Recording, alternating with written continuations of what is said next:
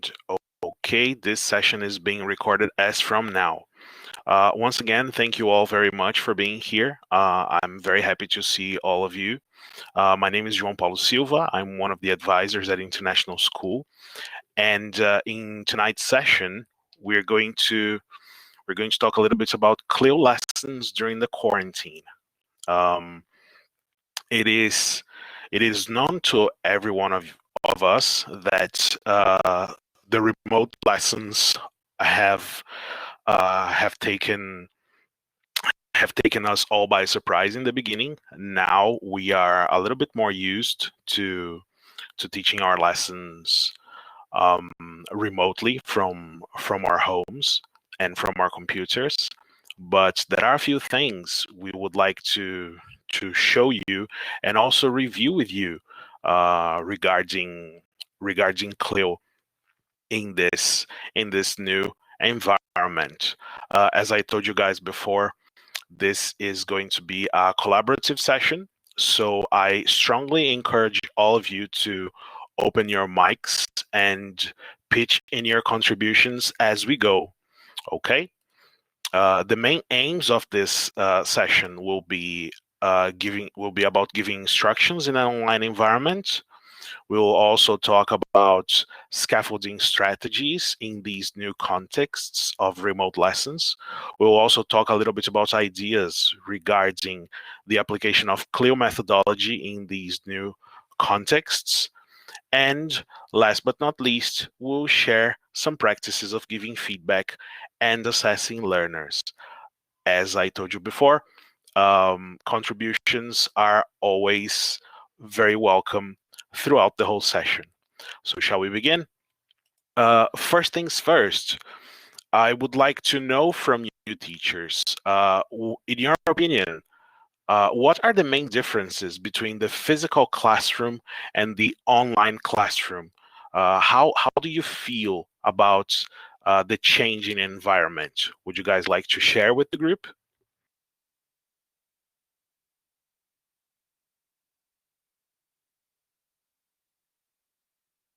You can share, you can open your mics and make your contributions, or you can share on the chat and I will read your comments out loud for the group.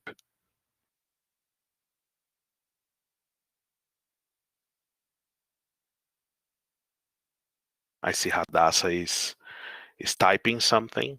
William is also typing. So as Hadassah is saying, we can see when they have their cameras off, and even with their cameras on, it is hard to get the feel or the feel of real interaction. Okay, Hadassah. Does anybody else feel this way? Does anybody else agree with what Hadassah has to say? The student's mindset is different. Do you care to expand on that, William? I have to. Sure, go ahead. I have to agree with them. I also believe that there are some differences. There are certain things in the online environment that we cannot evaluate, like students' perception. Whenever we are in the same environment as a person, we have the whole interpretation of the person. So we can see facial expressions, body language. There's also the fact that they are in a group, and this influences a lot in their behavior and in the impact of learning. William is saying here, the remote lessons don't have the same importance. That's an interesting topic you're bringing there. Depending on the person, of course, the online environment doesn't have the same impact on people. So this is also something we have to take into consideration, right? Some people require, some students require the physical contact and the physical attention from the teachers, right? So this is something that makes a difference. Thank you very much, William and Hadassah, for contributing. Would anybody else like to share any other ideas? how do you feel about how do you guys feel about giving instructions to your students in the online environments? Do you feel it's very different from how we give instructions in a physical classroom?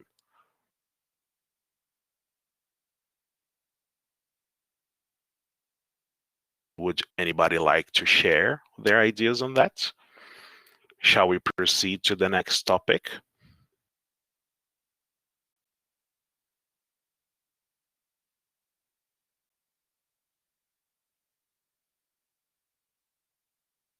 I see Adriele is typing. Oh, hello, Adriele. Good evening.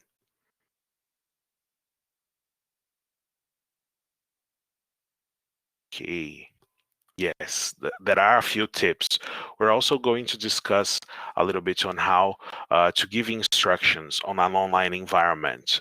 And I believe you are probably familiar with this tag formula: show, tell, ask, and give.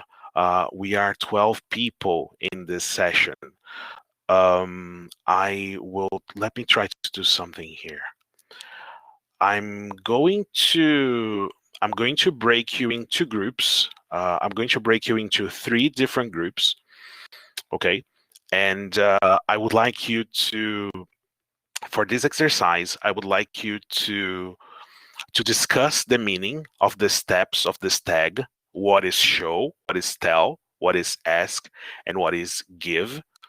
And how can we implement this technique in the online environment we are inserted at the moment? Okay, I'm going to give you 5 minutes to discuss how to implement this tag formula into our online lessons.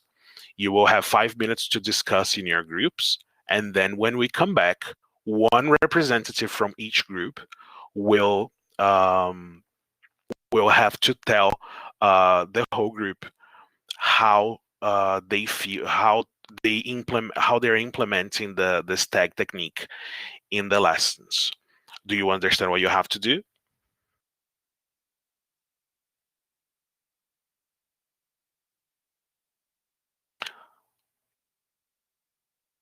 Lovely. Thank you very much for the feedback. I will break you into groups, and you will have 5 minutes to perform the activity. Okay? Are you ready?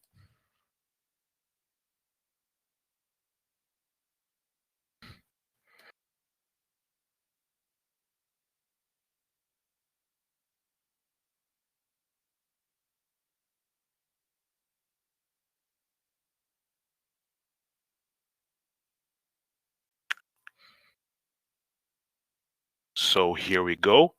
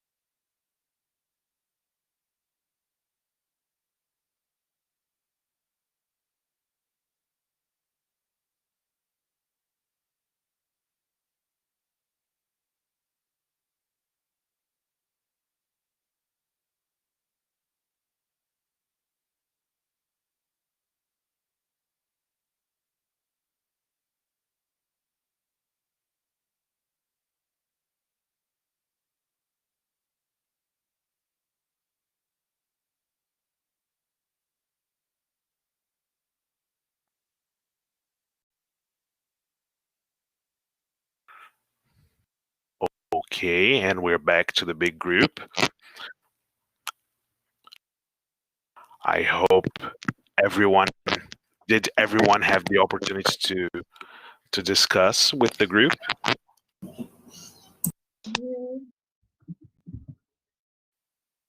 Yes. Yes, Hadassah, thank you very much. Okay. So, I would like to hear from you. What is stag? What do these words represent, in your opinion?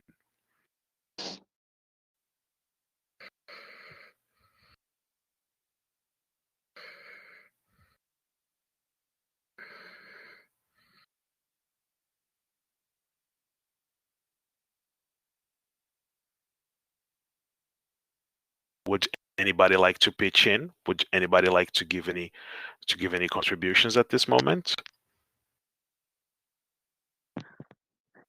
Michelle and I, like with show, we talked really like literally about showing. Oh yeah, Adriele speaking. Okay. Okay, Adriele, I invite you to open your microphone and pitch in. So with the show, really showing them things, like showing them through pictures, showing them with objects from our house when it's related to vocabulary, when it's like a verb, when we want them to do something, we try to work with our gestures. That's the first step we try. Hey, yes, normally we try to follow a sequence, so it may be easier for students to get where we want them to understand. Lovely. Thank you very much for your contributions, girls. Well, this technique is based on these four words, and each one of them represents a set of actions we usually take with our students. Show is actually showing students the materials they're going to use in order to accomplish the task at hand. So you can show them the page of the book or a handout or even a picture or whatever they're going to need in order to perform the task at hand. On tell, we're going to give the instructions to students. We're actually giving students the instructions they have to follow. On ask, we're going to ask students if they understand what they have to do by means of using instructions, checking questions, or ICQs for short, or even asking them open and close questions in order to check their comprehension of the task at hand. And finally, we're going to give students the material they need to perform the task, as well as assign the time for the task at hand. This is the way we do it in the face-to-face environment. Uh, for the online environment, there are a few tips we can use with our students. So with the handouts, we can give examples and models of what students are supposed to do. As for video, and mind you, when I say video, I mean not only do I mean recordings, but also the video, like live video itself. You can record yourself or perform the task for your students. The step has to be done totally in English. If you are not teaching a live lesson, you can upload the video and make it available for students to check it whenever they're in doubt. And you can also use lists of sentences to clarify the steps. Is it okay? Does it make sense to you? Lovely, lovely. On tell, as I told you before, we're going to give students the actual instructions they need to perform the activity. So this is the moment when we tell students, when we give them the instructions of the things we want to perform. Sometimes we use a lot of imperatives. Sometimes we use very short sentences for that. And on video, instructions must be given in short sentences. And I have a thought-provoking question for you. How do you feel about instructions in Portuguese? Do you think they're useful at this point? How do you feel about using Portuguese when giving instructions to your students in an online environment? Oh, hello, Fabio Buquerque. Glad to have you here.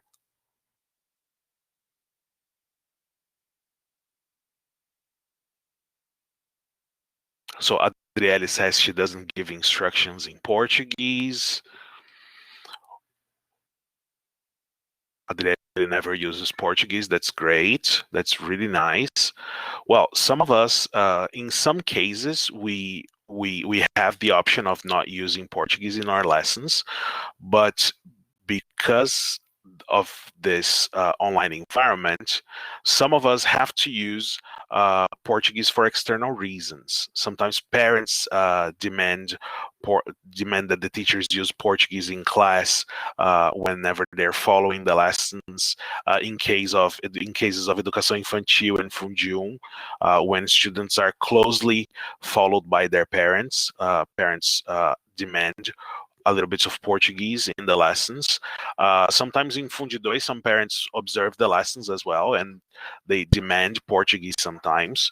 So what I have to say, like in my opinion, about my honest opinion about using Portuguese, is that it's okay to use Portuguese when giving instructions, but it has to be very clear for students that they that the use of Portuguese is minimum, and it's done for a specific reason. So you can stick to imperatives and short sentences whenever using Portuguese, and when communicating with students, you do it in English. William was typing something. Would you like to pitch in, William?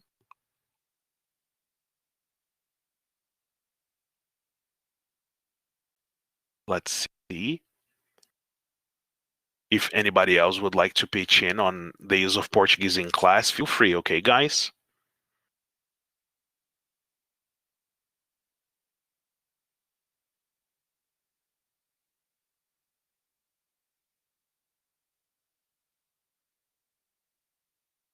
Let's wait for William to finish typing. Using in Portuguese is useful because the online environments, they don't have each other to help themselves. Yes, this is also okay. This is also a very valid point, William. Thank you very much for bringing it up. Sometimes students rely on each other's support when they are in a face-to-face environment, because they don't have this resource. This It will happen sometimes that students have to rely on a little bit of translation. And they will translate in class. We know that. They will use Portuguese. But as long as we keep it to a minimum, and as long as it is as long as the use of Portuguese is planned, it is okay. As as my good friend Cesar says, if it is planned, it is a strategy. It's not if it's not a last minute resource, it is a strategy, and it can be used, and it will benefit your students a lot. Okay. Uh, then we go for a few things we can do on video. So instructions could be written in the title or description of the video. This is also a place where instructions could be written in Portuguese. For older students, instructions can be given entirely in English. As we know, students from Fundidois are more familiarized with the English-speaking environments. They are more comfortable with speaking English, so we can give them instructions totally in English, and they will have the grasp of that. For younger students, we have to think about we also consider translanguaging. Is it really necessary? How do you feel? Are you familiar with the concept of translanguaging?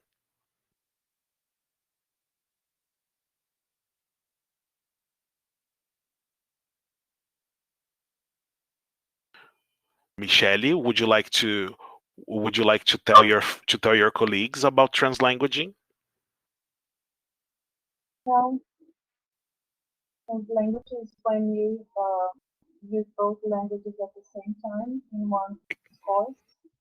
Students Exactly. usually do that when they starting to learn a language and they're not very young learners. They don't even notice that they are using one or two languages, so they do translation in a very Excellent. natural way.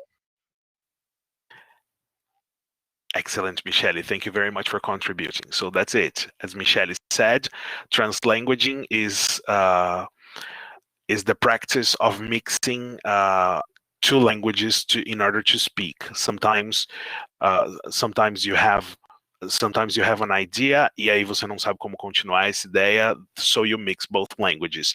It is okay when students do that. I personally believe teachers should avoid using translanguaging because since we are models of language, since we are models and reference of discourse and speech, we may uh, we may we may give students a wrong idea on how the learning on how the speech is developed. So as long as we are using English all the time and students are translanguaging, I believe it's okay, you know. Uh, and of course, teachers can use a disclaimer in the beginning of the video telling parents that the instructions for the activity can be found in the description of the video in case you want to avoid speaking Portuguese in order to keep the register of the lesson fully in English. You can add those disclaimers in written bits in the video so that parents can identify them.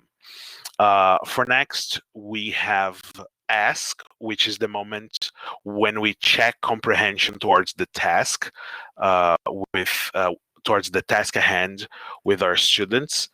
In handouts, we can pre-tasks can be used before the tasks as a scaffolding technique to help students perform the main task. And we can also ask them simple questions in order to help them perform the main tasks. And the questions should always be simple and very straightforward. So whenever we give instructions to students, we can ask them questions like, are you supposed to color? Are you supposed to use a pencil or a pen? Are you supposed to color it black or purple? Are you supposed to circle or underline? And that's it. In videos, we can also ask students questions, simple questions, and we can use the ICQs, as I told before, the instruction checking questions, in order to break the fourth wall. This is a little bit of what Dora the Explorer does in her in her episodes, in her cartoons. Like, she asks students questions in order to check if they're following the activities, if they're keeping track of what should be done, right? And then finally, we go for give, where we actually give students the task they're going to perform. This should be done for last, for a very specific reason. Whenever we are giving students instructions, or whenever we are asking them what they have to do in an activity, if we give them the task, if we give them the materials they require to perform the activity before, they will be distracted, and chances are they will miss the instructions to the activity, or they will miss the moment when we're checking the activity, when we are checking the understanding, the comprehension of the task. That's why we leave this step for last. And the handout is the activity itself. Like, we can offer students the handout, or offer students the material they are going to require for the task. And in videos, we can time students. We can assign the time they're going to have to perform the activity. the video might be paused, and a clock should be seen on the screen. The resource of I believe most of you use this resource of having a clock or a countdown or even a bomb. I know that some teachers use a bomb on the screen, and there is a kind of a buzzer or a beeper that goes off whenever the time for the activity is done. So yes, online stopwatch. That's it, Michele. Uh, so this is how we do stag. This is how we do instructions in this scenario. Is everybody okay? So far, so good. Does anybody have any questions up to this moment?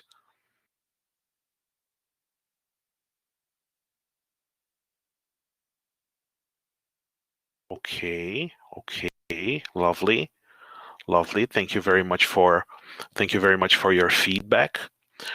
So the next thing we have to take into consideration when preparing our lessons or when planning our lessons is scaffolding.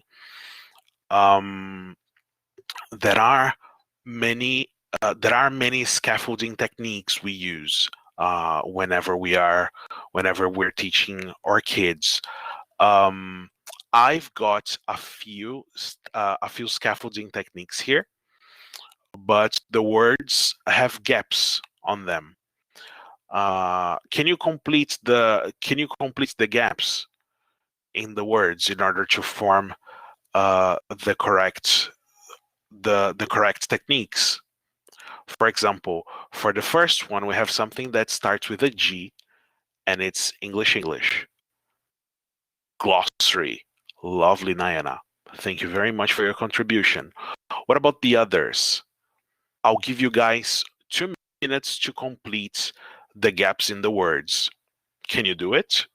You can use the chat for that.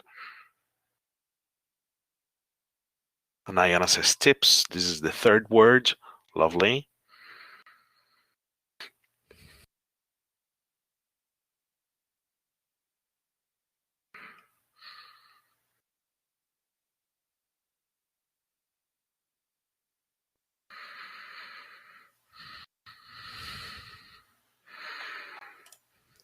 Okay, Hadassah says mind maps.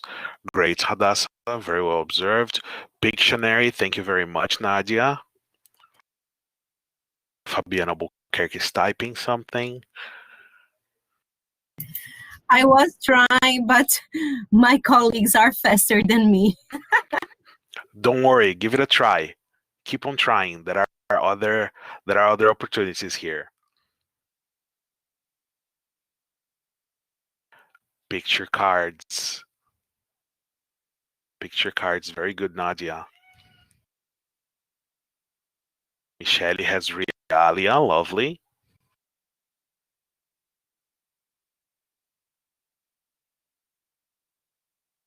What about the big word that starts with a B?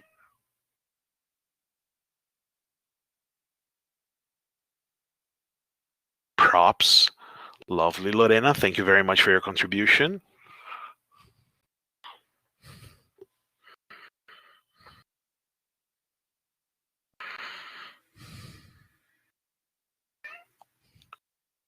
Body language. Excellent. You guys are really smart. So that's it. So whenever we have handouts, we can offer students a glossary, which is some sort of word definition, always in English. Remember, always in English. We can also use images. We can offer students tips on how to do something or what has to be done. A Pictionary, which is creating this image dictionary. A mind map of words, relating words is always a good way. And in the video, we can give students written words and or written sentences like sentence frames or sentence starters on the screen to make them more comfortable about operating language. We can always use body language. We haven't thankfully, we haven't been deprived of the visual component, so we can do so we can do all sorts of we can make all sorts of gestures to the camera so that students understand what we want them to do. We can always use picture cards, like showing cards or images to the screen. We can pick up realia as well, and of course using props is always a good scaffolding idea. Now I would like to know from you, what kind of scaffolding techniques do you use in your lessons in order to facilitate students learning and lowering affective future, and in order to make them feel more comfortable about using language throughout the lesson? What are the most popular scaffolding techniques in your lessons? Would you like to share with the group?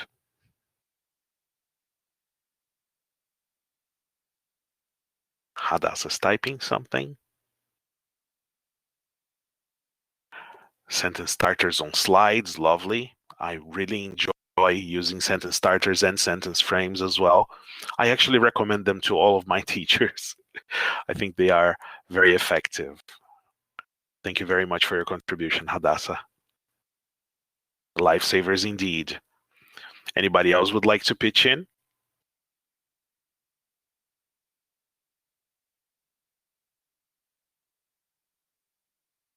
Okay. Now, how can we adapt our Clil lessons to an online environment? There are two things we should always have in mind. First of all, focus on the 4 C's. Now, just a quick pop quiz. Do you remember the 4 C's of Clil? Can you type them on the chat in 10, 9, 8, 7, 6, 5, 4, 3, 2, 1. And I have 2 C's here on the screen: content and communication. Critical thinking is a very interesting topic. It's a very interesting 21st century skill we like to develop with our students, but it's not one of the 4 C's. Culture is one of the 4 C's. Cognition is also one of the 4 C's. Excellent. So we have content, communication, culture, and cognition.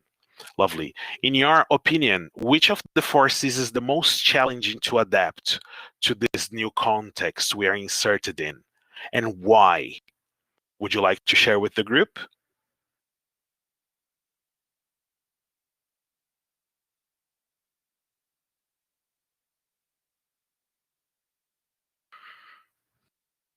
Oh, yes, of course, Nana.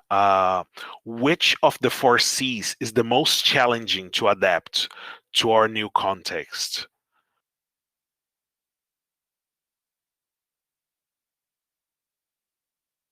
Communication, according to Hadassah.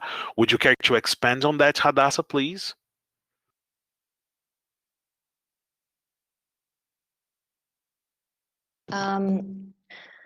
We have like classes with 40 something students, and we've got less than an hour to work with them, and we can't Okay. split them up into groups. If they want to talk on their microphones and they all talk at the same time, it's a problem. So we ask them to answer via the chat. And sometimes we ask them to turn on the microphone. So only a few of them get to really enjoy this communication. Thank you very much. Thank you very much, Hadassah, for your contribution. Yeah, this is something we have to take into consideration. This is actually something we have to care for. Sometimes, depending on the school, depending on the classroom, we have a lot of students in class. I have observed lessons where there were over 100 students connected to the same session, and the teacher does struggle a bit in order to provide opportunities for communication during the lesson. This is something we do have to take into consideration. Let's have a look at the tips we have organized for you guys here. So when the word communication comes to your mind, is communication only about talking to each other? What are other types of communication we can find in a lesson plan? We understand communication is a very wide term, and it entails many practices in our lessons. But which other types of communications are students exposed to during a class? Do we only consider communication as students talking to students, or are there other things we could consider?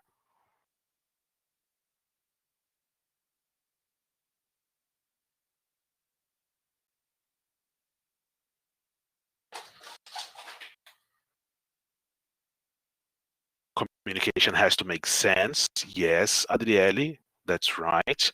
Written and spoken communication, very well reminded, Michele. Would you like to expand a little bit on that? When we use Padlets, for example, yes, Padlets is a very powerful communication tool.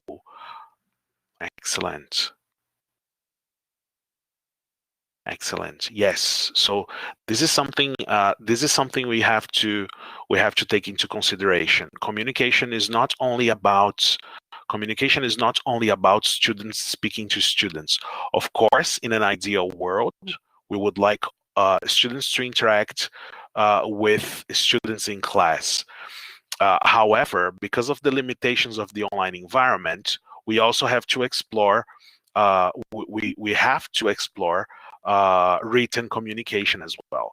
So providing students with opportunities to share their thoughts in a written way by using wiki platforms such as Padlet. We provide students with another opportunity to communicate, and this is great because there will be more opportunities for writing practice, and there will be more opportunities for communication to happen in an authentic manner. Yes, excellent.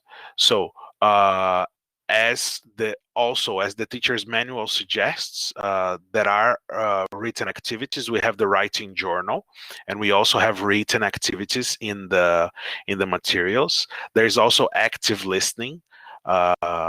In this case, it's directed at us, like listening to students, so we know exactly what to adapt, and using meaningful and informative language like graphs or notes, drawings, labels, etc.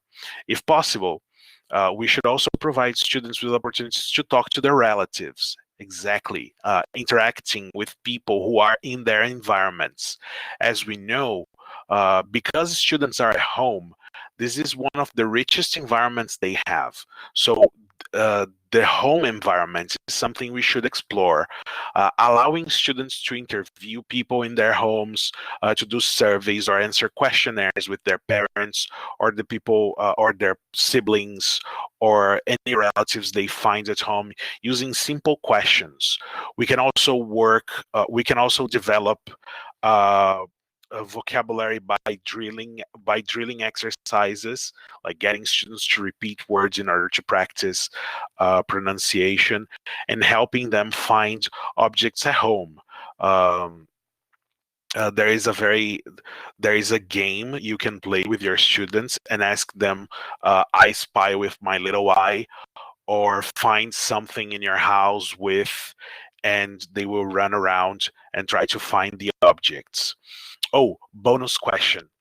We understand that not every child has the opportunity to have someone who speaks English in their home environment? Is it okay for students to perform the tasks in Portuguese with the people in their houses?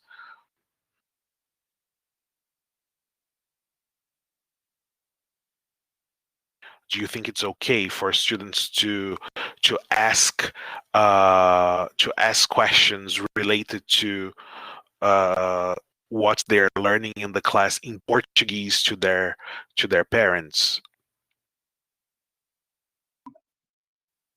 Yes, I think so. Um, the students must be bilingual, not the parents, okay? So they can talk in Portuguese, and then when they report that to the teacher or to the class, they do it in English. Okay. Excellent, Michele. Thank you very, very much for your contribution. Yes, this is a very good idea. Getting students to ask questions or to interview their parents or siblings or relatives in Portuguese, and then reporting back to the class in English. This is a very interesting idea, and also a very important reminder.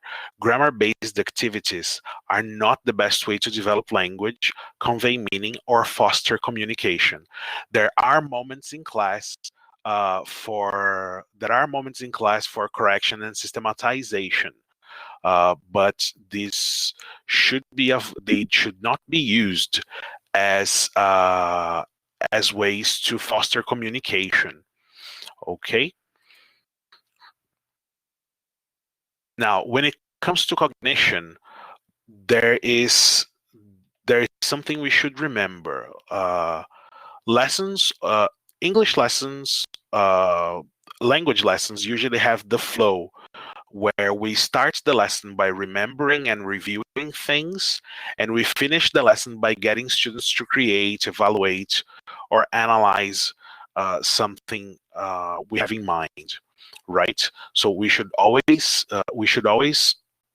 go from the act of remembering and reviewing to the top of this inverted pyramid here. And I believe most of you are familiar with Bloom's taxonomy, right? When adapting activities from the teacher's manual, we should always make sure to consider these verbs we have here, like as I told you before, like remember, analyze, create, build, and try to keep them.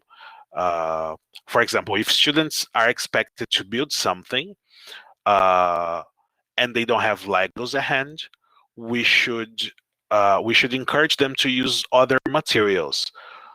Once again, the material is not important. What is important is that the student is able to develop the task at hand, to perform the task at hand. If they don't have Legos, uh, they can use plastic cups or small or other blocks or even cards in order to build a castle. Just an example here, but the material should not keep the student from performing the task. Does it make sense?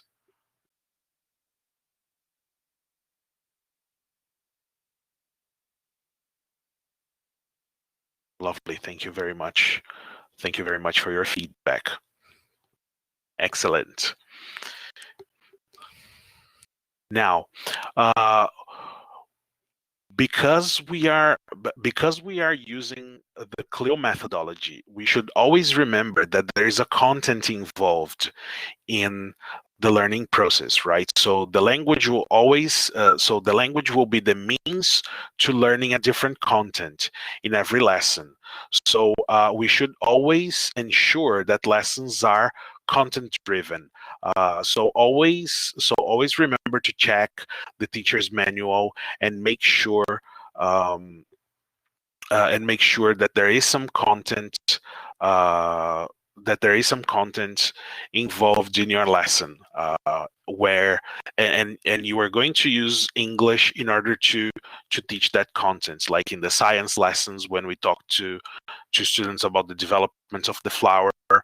The language is going to be English is going to be the means to show that to our students, right? And we come to and then we come to culture. What do you guys understand by culture? Can you share with the group?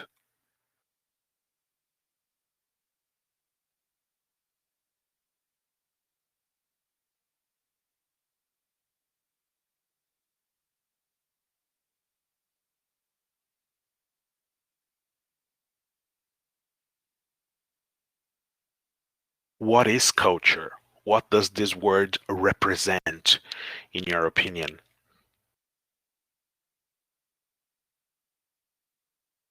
Is it possible to tackle cultural issues even when students are interacting only among their families?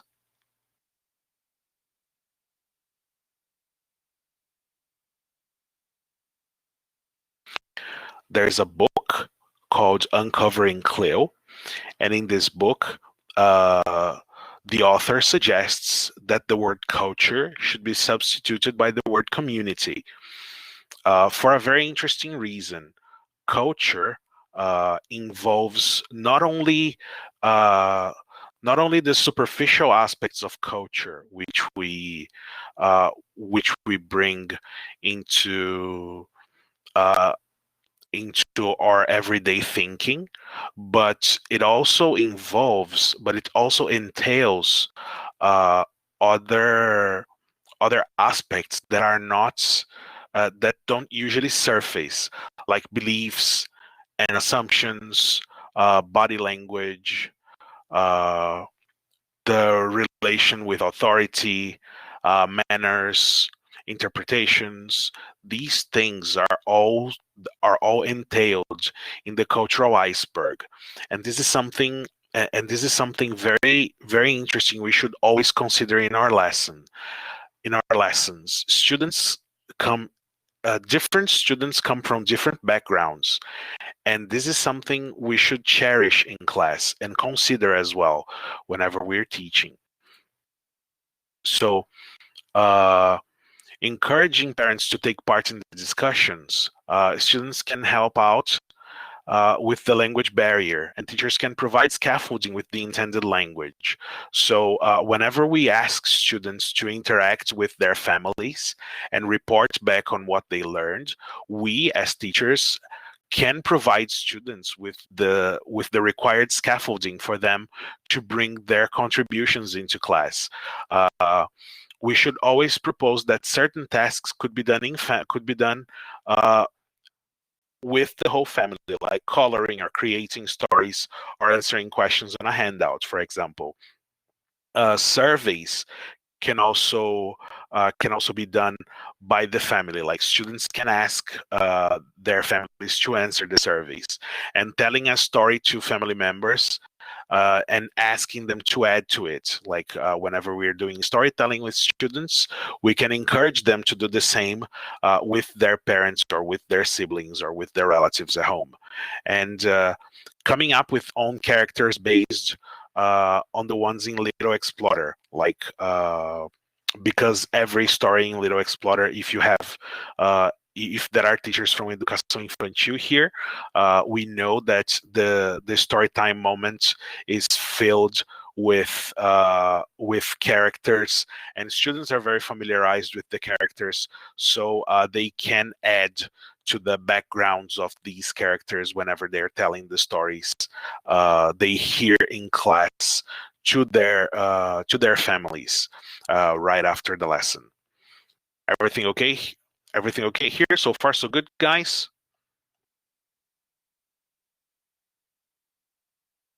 Yes, lovely. Nice. Thank you. Thank you guys very much for the feedback so far. Okay. Now, when it comes to feedback and assessment, is it possible to give feedback to our students in this environment? How do you feel about giving feedback or even assessing your students in the online environment? Would you like to share your experience with the group?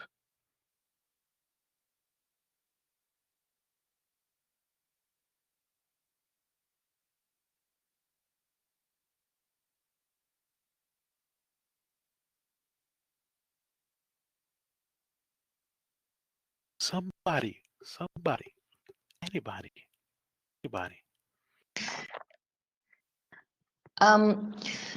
I'll go then. Yes, Hadassah, Um, please.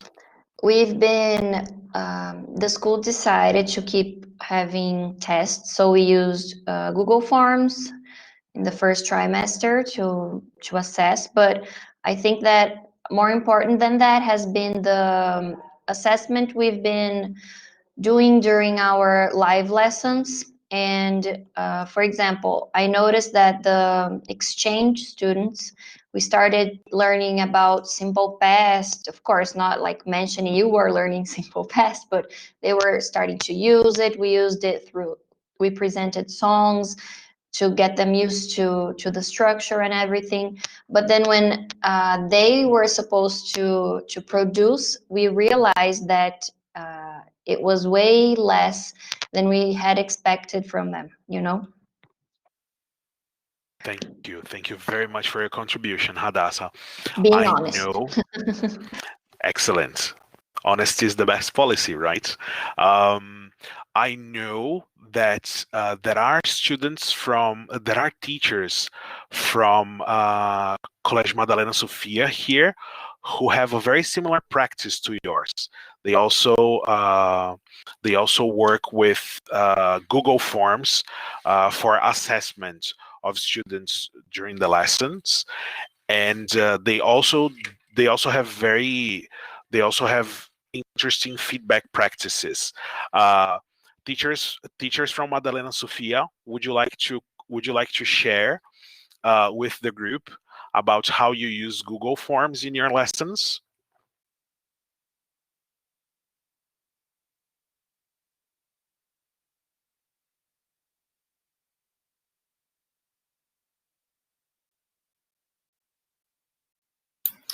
Um, um, we decided to use the Google Forms because they didn't have their students' books with them at home.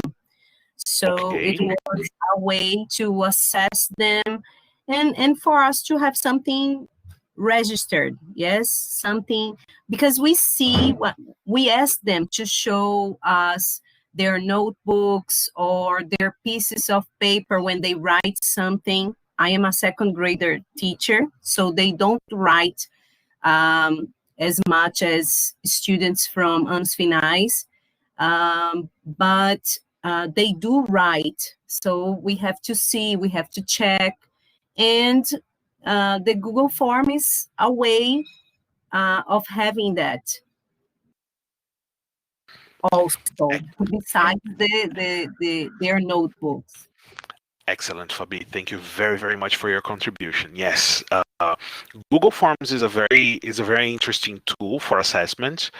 It is at hand when we use the Google Classroom platform. It is a very rich tool. In They still don't have their materials yet. Okay, in some schools, and again, in some schools, students don't have access to the physical to their books. But when they have the book, it is nice because we can actually assign uh, uh, activities or tasks from the book for students to perform. But Google Forms is a very interesting tool for consolidation activities. So you can have a form for every lesson you teach with some consolidation activities, and giving feedback is quite challenging in this environment when it comes to production, because we have to we have to be very aware of all the production students are making in this environment, and sometimes it might get a little bit confusing, but we can provide students with we should provide students with some sort of correction on their use of language. We should provide students with some feedback on how they are performing the tasks we show them to do. And what about and this brings me to register. I know that some tasks are recorded, and some parents have the habit of recording their children performing some outcomes in class. How does this happen with you? Like, do you have students or parents who send videos to you of their English performance? Do you let me rephrase it? Do you have students or parents who send videos of themselves performing certain tasks from the classes?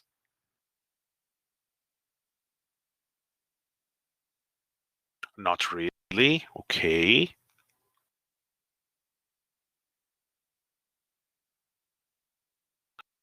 Nope. Okay. No. Once last year, only when it is a task. Some of them posted on school's Instagram. Interesting. Very, very nice. This can also be considered as register, right? Like the parent is usually so proud of their students, of their children's accomplishments and performance with English, that they post their children's performance to social media. Not really. Okay, so students have to be asked.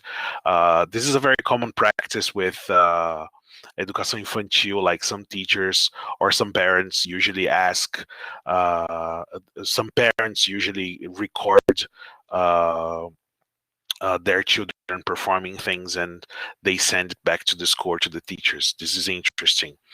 Excellent. So a few other tips we can offer you in this workshop is like to focus on lessons that require the use of technological tools. Now more than ever before, it is time to play Minecraft or Explore Lab or playing with Story Visualizer, etc. Students are very familiar with these tools, so using them to our favor is always a very good idea. Um, don't be shy to ask your students. Don't be shy to play those games or to use those tools with your students in their class. In Little Explorer, if there are any educação infantil teachers here, remember to stick to the routine, make the audios available to parents, and sing the songs your students love the most. Like sing the songs students like very much. Using the Dora technique is always a good idea with the kids, and asking students about and we use the Dora technique by asking students about the date, about the weather, and also about the days of the week. And of course, keep in mind that the language should be simplified in order to facilitate students' understanding. So always level down, always level your language to your students' level. Yes, Hadassah?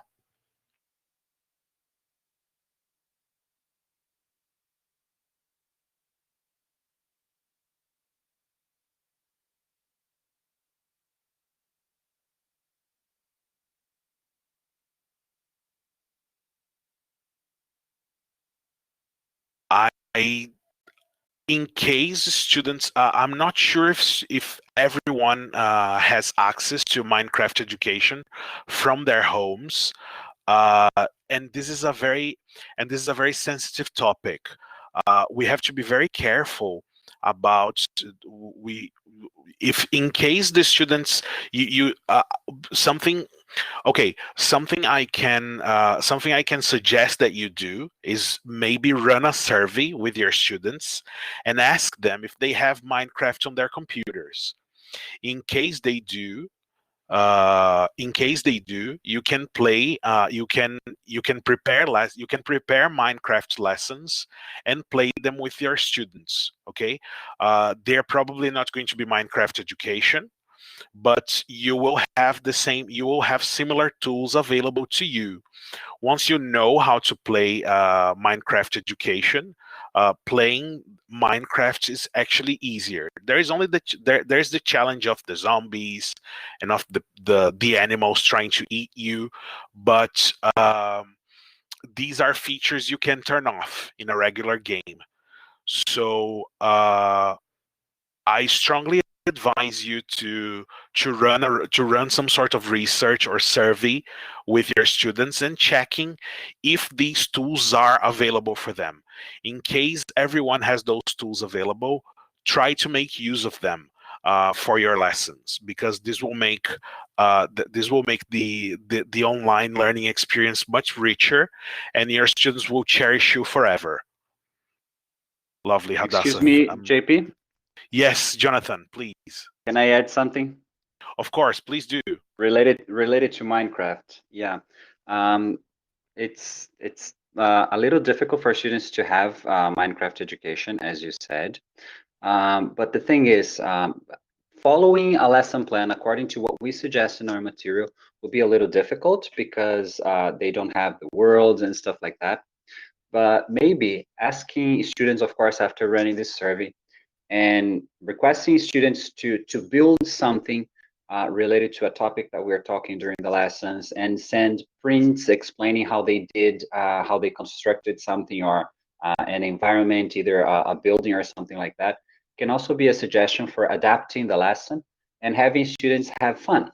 Just like working with a story visualizer, for example, in which they can insert themselves into the story and make a comic book story, you know? So we are going to adapt, not necessarily use as suggested in our lesson plans, but adapting and having them send prints, or even if they can capture the video, a video like in double speed or something like that, explaining so that they can talk and explain how they did something as well.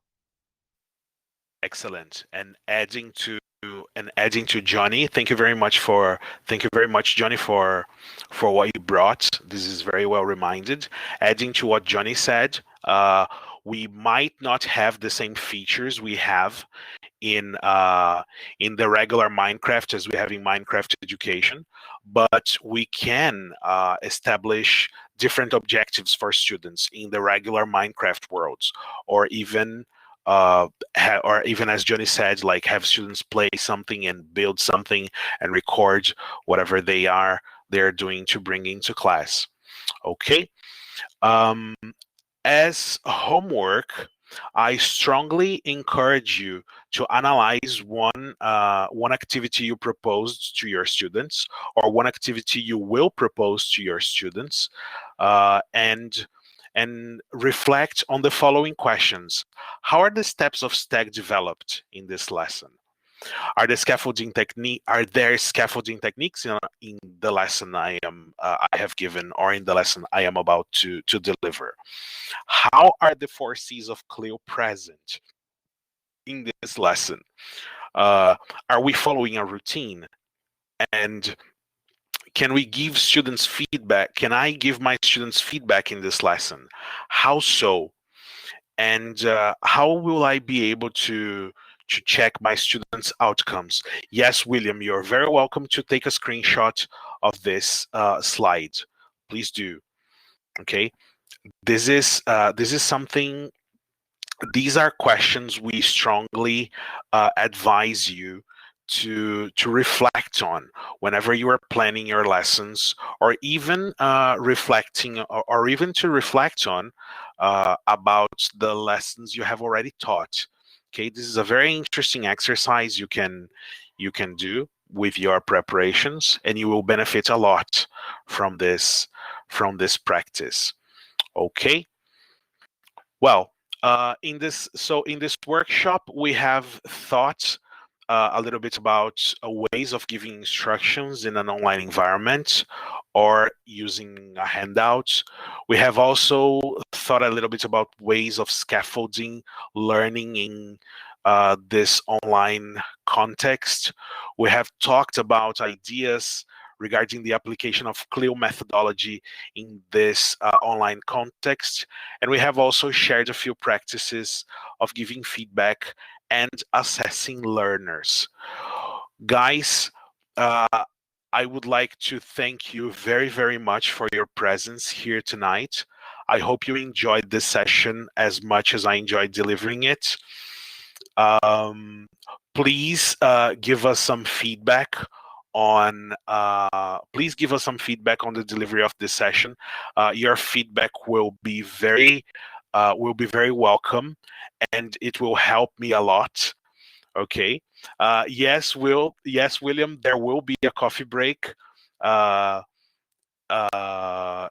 in your home. I hope we will be there with you for some coffee in a few minutes. Just kidding. But please do give us some feedback on the session. Jonathan has made the link to the feedback session available. The name of this session is Clil Lessons During Quarantine. It's okay, William.